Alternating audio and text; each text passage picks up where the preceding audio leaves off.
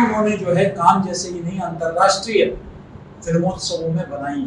तब तक सिर्फ अंग्रेजी के, हम कल शाम थोड़ा सा गपशप कर रहे थे और हम उस बातचीत के दौरान आप यही बता रहे थे कि जब उनको पहली बार कान जाना पड़ा तो आपको नवभारत टाइम्स में आप कार्यरत थे, तो नवभारत टाइम्स के माध्यम से आपको पास नहीं मिला कान के लिए।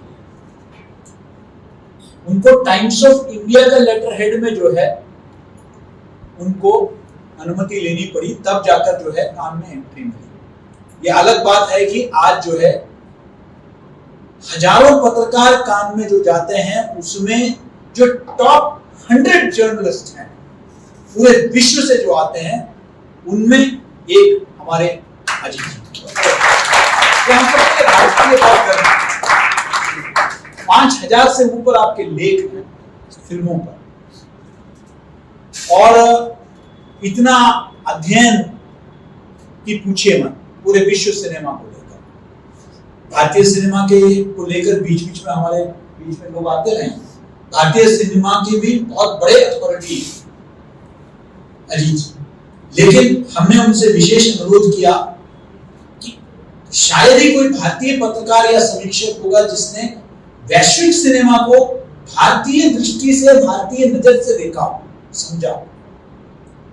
इसलिए आपको जो है हमने जब आप आए थे एक आज पुस्तक विमोचन कार्यक्रम, एक मध्य प्रदेश के एक लगभग प्रतिष्ठित बहुत बड़े पत्रकार, उनका पुस्तक विमोचन का कार्यक्रम था। माननीय मुख्यमंत्री भी आए थे, गिरिजा शंकर जी का पुस्तक विमोचन था, उसमें मैं भी, हम लोग वहीं से आ रहे हैं। आप विशेष रूप से दिल्ली से उसी के लिए आए हुए थे, तो मैंने कहा कि आप वापसी कब है? कहा कि आज शाम की ट्रेन है, मतलब कल बात हो रही है, कल शाम की ट्रेन। मैंने कहा दोपहर को क्या करोगे? कहते नहीं, ऐसी गिरजा के साथ गप मारेंगे। मैंने कहा थोड़ा मेरे बच्चों के साथ भी गप मारेंगे। तो आपने बहुत सहजता से उसे स्वीकार किया और आज आप आए। मैं विशेष रूप से आपका जो है कृतज्ञ हूँ कि आप हमारे इस गुजारिश पर एक नए बिल्कुल एक नया विभाग है। हमारे पवित्र श्रीवास्तव जी जो विभागाध्यक्ष हैं नए विभाग के,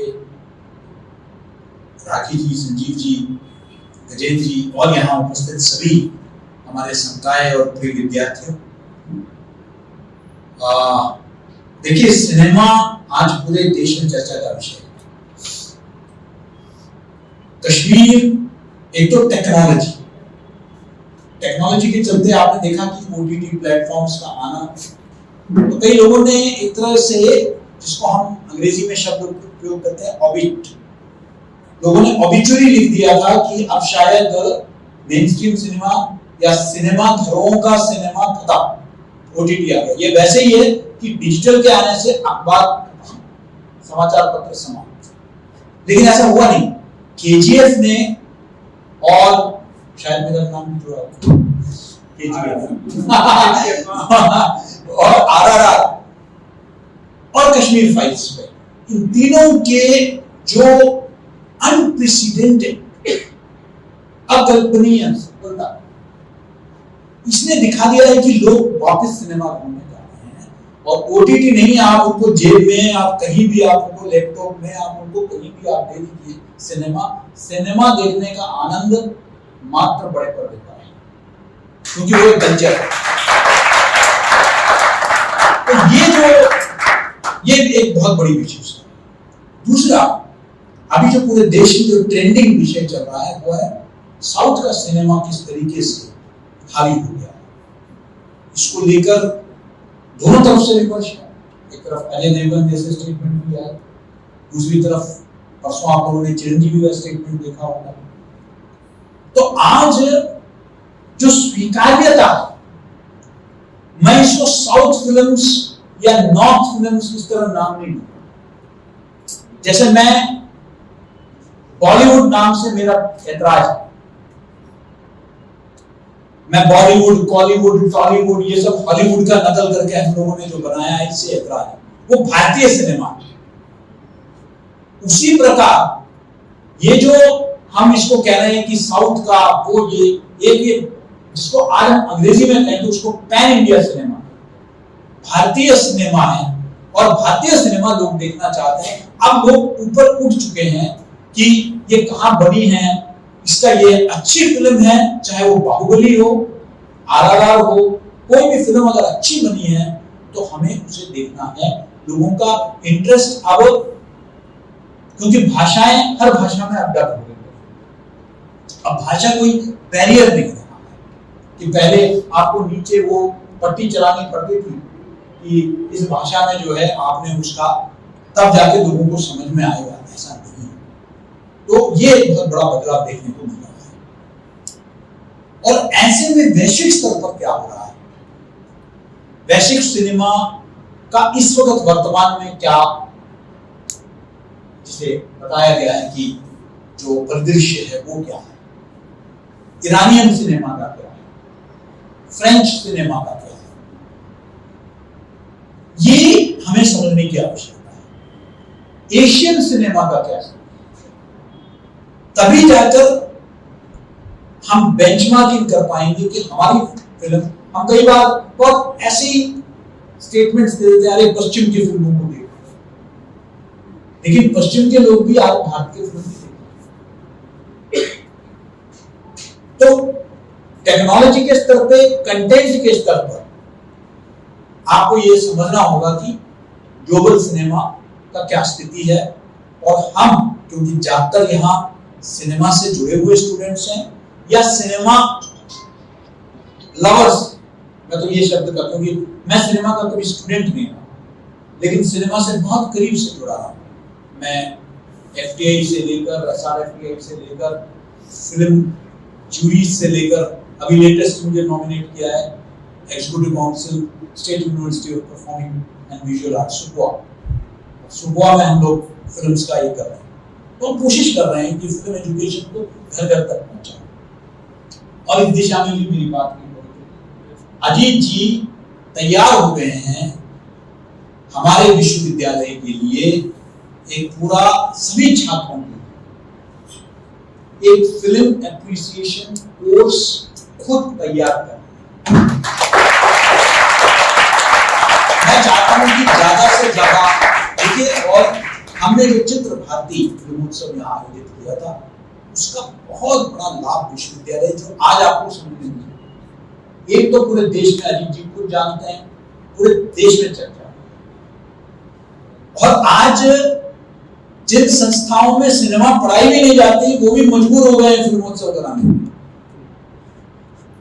ये स्थिति आ गई क्योंकि उनको भी लगने लगा जो ये फिल्म एक ऐसा विषय है जिसको लेकर उनको हमें आगे काम करने की जरूरत है, क्योंकि ये सबसे पावरफुल मीडियम है मास कम्युनिकेशन, सबसे पावरफुल, इसको हमें समझना।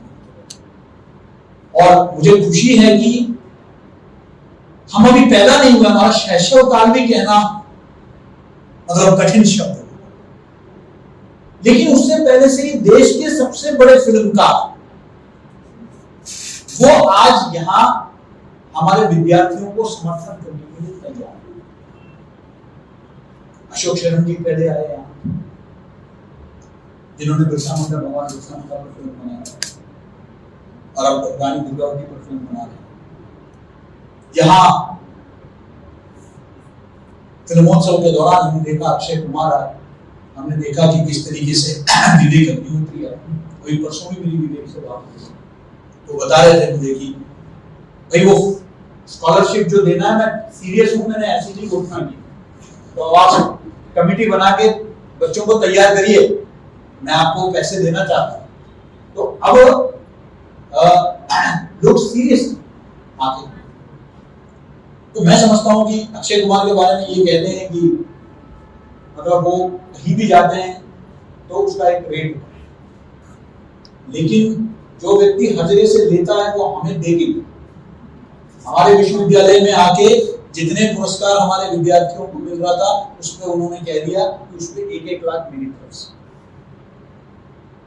तो उनको भी लगता है कि मध्य भारत में एक ऐसे केंद्र की, सिनेमा हब की आवश्यकता है, जो क्योंकि एक एफटीआई जहां मुश्किल से साल में कितने टोटल मतलब 30-40 बच्चे, 30-40 बच्चों को मौका मिलता है।